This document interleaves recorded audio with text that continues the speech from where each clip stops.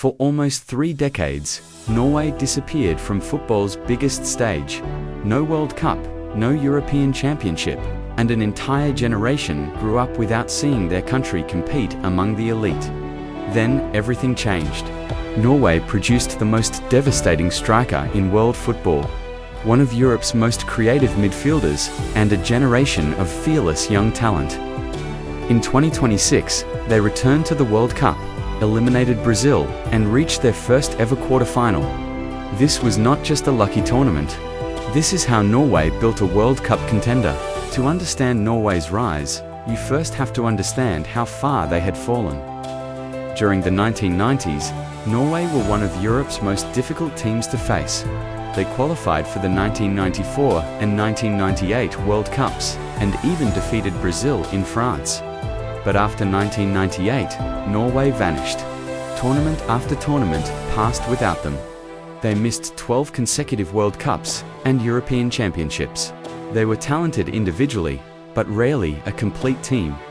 Even when Erling Haaland and Martin Ødegaard emerged, Norway still failed to qualify for Euro 2020, the 2022 World Cup and Euro 2024. For a country possessing 2 genuine superstars, every new failure felt more painful than the last. Norway did not need another superstar. They needed a structure around the players they already had. Norway's transformation did not begin with one magical group of players. It began with a change in how the country developed them. The Norwegian football model connects small community clubs, regional associations, professional academies, and the national federation. Instead of only searching for physically dominant young players, Norway increasingly focused on technical ability, decision-making, and individual development. A central part of that system became Landslagsskolen, the national team school. Promising players could be identified locally, trained regionally, and followed through a pathway connected to Norway's youth national teams. At the same time, coaching standards improved. By 2025, the Norwegian Football Federation reported that 80% of teams had coaches with formal qualifications, while hundreds of thousands of people were participating in organized football. For a nation of only a few million people, Norway was creating an unusually large and organized talent pool. The golden generation was not produced by one academy. It emerged from an entire network. Every great international team needs players capable of deciding matches. Norway found 2 completely different ones. Erling Haaland is power, speed, and ruthless finishing. He does not need 10 chances. Sometimes, he does not even need 10 touches. His movement forces defenders deeper, creates panic inside the penalty area, and gives Norway a threat that very few national teams can reproduce. Behind him is Martin Ødegaard. Where Haaland attacks space, Ødegaard creates it. He controls the tempo, receives between the lines, and finds passes before defenders recognize the danger. One is the weapon, the other is the architect. But Norway's earlier teams often became too predictable. Stop Ødegaard from creating, isolate Haaland, and the attack could disappear.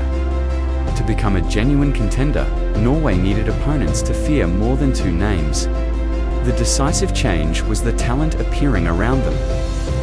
Alexander Sørloth gave Norway another powerful forward, one capable of occupying defenders, attacking crosses, or playing alongside Haaland. Antonio Nusa brought something entirely different: acceleration, one-against-one ability, and the confidence to attack defenders without hesitation. Oscar Bobb offered creativity in tight spaces, while Julian Ryerson supplied relentless running and width from full-back.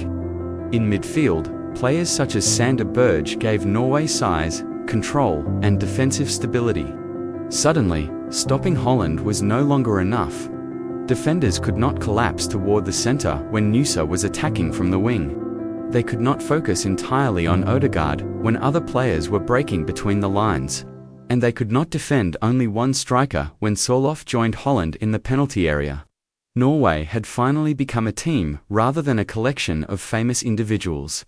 The responsibility for combining these pieces belonged to Ståle Solbakken. His challenge was not simply choosing Norway's most talented players, it was creating a system that protected their weaknesses and maximized their strengths. Norway could press aggressively, attack quickly after recovering possession, and deliver the ball toward Haaland before the opposition reorganized. When they controlled possession, Ødegaard could move into the right half space, with runners creating options around him. When Norway played more directly, Sørloth and Haaland gave them two enormous targets. The system was flexible. They could build patiently, they could counterattack, or they could turn a match into a physical battle.